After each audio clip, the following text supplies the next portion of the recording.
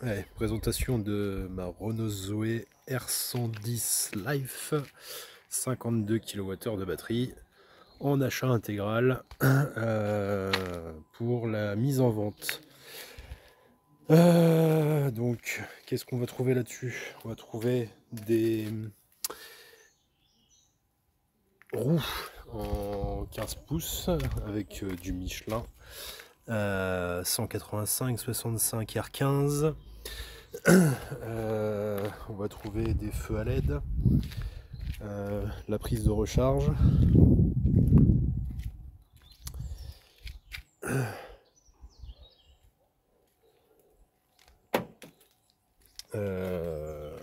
quand on approche, la télécommande ouvre automatiquement la voiture. Quand on s'éloigne, elle ferme directement la voiture aussi.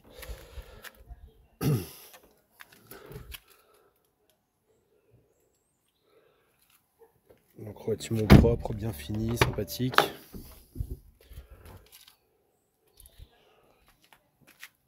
Dans le coffre, on va trouver sous le tapis les câbles de charge. Donc là, ici, ça c'est le câble pour charger à la maison. Donc moi j'ai mis une prise renforcée en 3,6 kW de chez Schneider.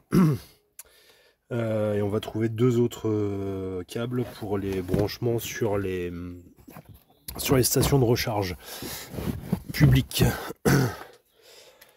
Rien de plus.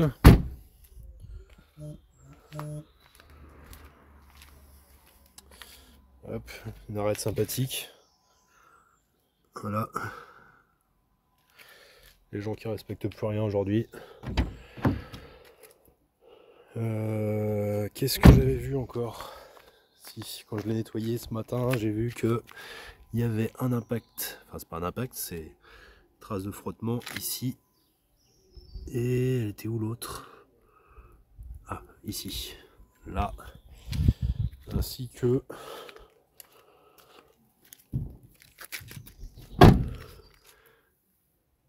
ici. Donc je suis passé voir un carrossier qui m'a dit qu'il y en avait pour la bosse plus les deux parties. Si je souhaite les refaire, il y en a à peu près pour 300 €. Quand on ouvre la portière, qu'est-ce qu'on va trouver? Hop. Une voiture qui dit bonjour. Les vitres avant électriques. Voilà, ici. Ensuite, on va trouver les rétroviseurs qui sont électriques aussi, qui se règlent là, droite, gauche. Un truc, je savais même pas que ça existait encore de nos jours. À l'arrière, des vitres manuelles, incroyable. Et sur cette voiture, on va trouver le CarPlay. Donc là, Jérémy, pourquoi? Parce que c'est mon téléphone qui est connecté. Donc, je prends le câble qui est là pour pouvoir avoir accès à la partie GPS.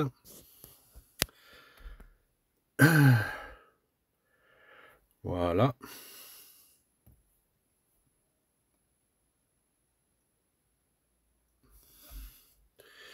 Et donc, on se connecte via Waze.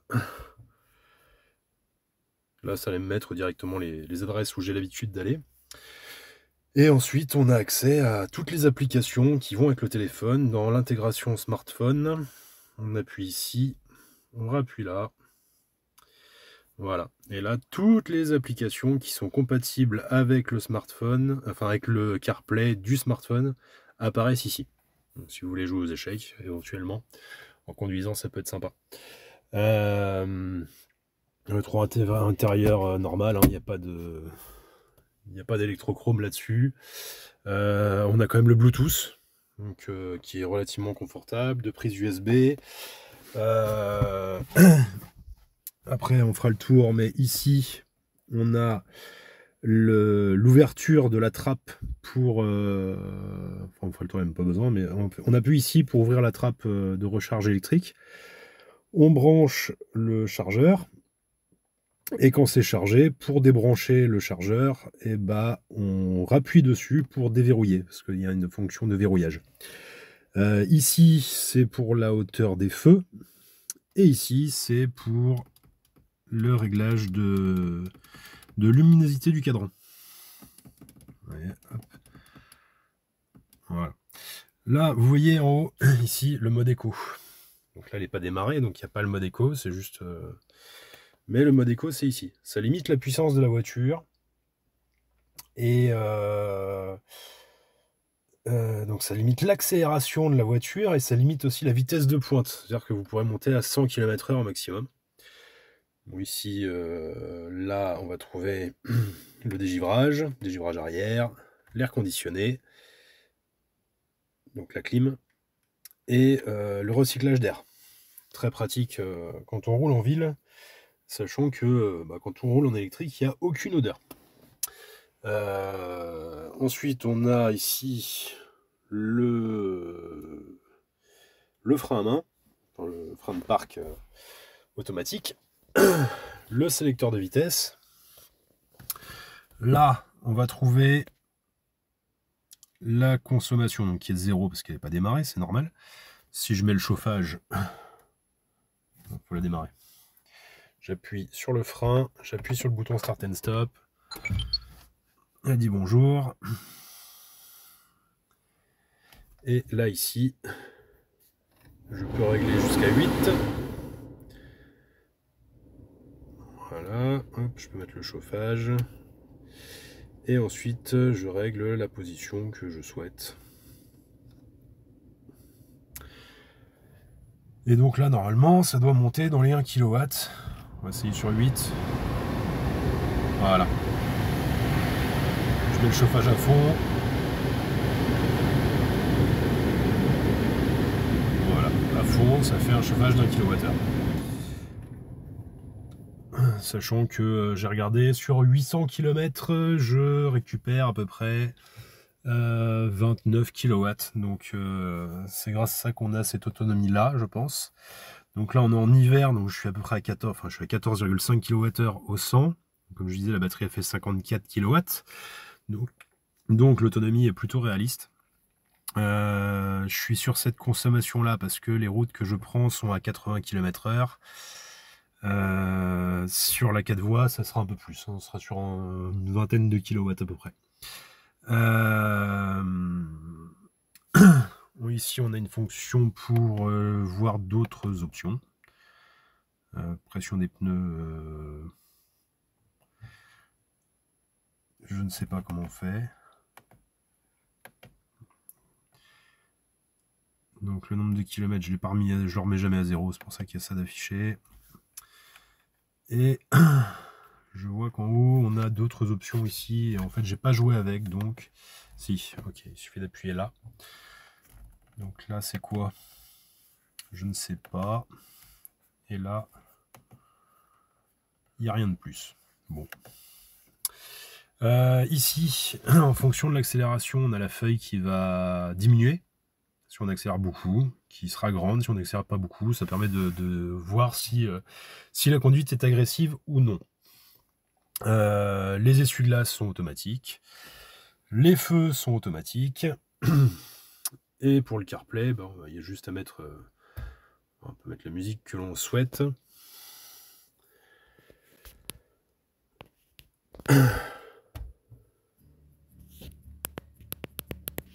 Voilà. C'est assez simple. YouTube Musique. Ensuite, qu'est-ce qu'on va trouver? Le sélecteur de vitesse. Donc, on appuie sur le frein, on emmène sur le R pour reculer, le D pour avancer et le B, mode récupération d'énergie et freinage automatique. On lâche l'accélérateur, ça freine tout seul. On remet sur le neutre. Et là, il y a le régulateur et limiteur de vitesse. Là, ici, on l'enlève. Et pour finir, on va avoir l'application. Alors là, on est revenu là-dessus, c'est parfait. L'application MyRenault qui va nous donner les infos sur la voiture. Alors, voilà, donc là, c'est en direct. peut voir l'endroit où se trouve le véhicule. Alors c'est pas mis à jour à la minute, c'est mis à jour, je sais pas à tous les combien de temps, mais voilà, on voit que les données ont été mises à jour il y a 4 minutes, donc il y a 4 minutes, le véhicule était bien là. On peut mettre la clim en route à distance. On peut aussi gérer la charge à distance, donc soit en personnalisé. Donc là, vous voyez, j'ai mis sur les heures creuses. Sur les heures creuses, là, sur une offre tempo, on a 12 centimes le kilowattheure. On est à 12 centimes le kilowattheure, ce qui fait qu'avec la consommation, ce que ça charge, etc., ça me revient à peu près à 1,90 € pour 100 km. Donc c'est pas mal du tout.